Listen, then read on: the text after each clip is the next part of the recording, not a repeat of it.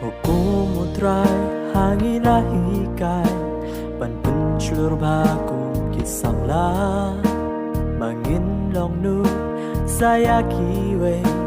Hang ne hasla perte Wadhap ting duriao ngin gai pleng ba Ngin om ting om kyu da shisha Jisula dep kular bandon ringkat bani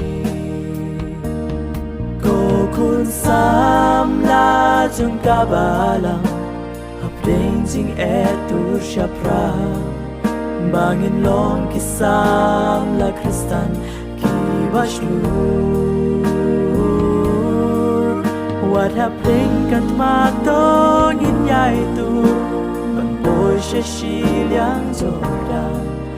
Kadiyang ibang yat nang ba kijing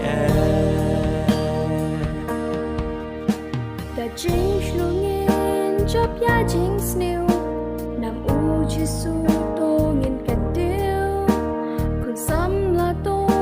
nghiên ai tí lụt Và chính im bom chiều cút Và là chính bên trôi bà bún kiên văn Tô vát chấp tiếng tô tu sạp răng Cần mau ca ni ca vì út rồi u đòn hà cha Kun sam la chung kabalang Hapding jing etur syapra Bangin long kisam la kristan kiwashlur Wat hapding kat matong inyay tu Panpoy siya silyang Jordan Kadiyang ibang yat nang ba kijing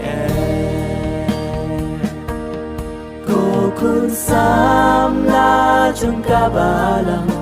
Hapding jing etur syapra Bangin long kisam la kristan kiwashlur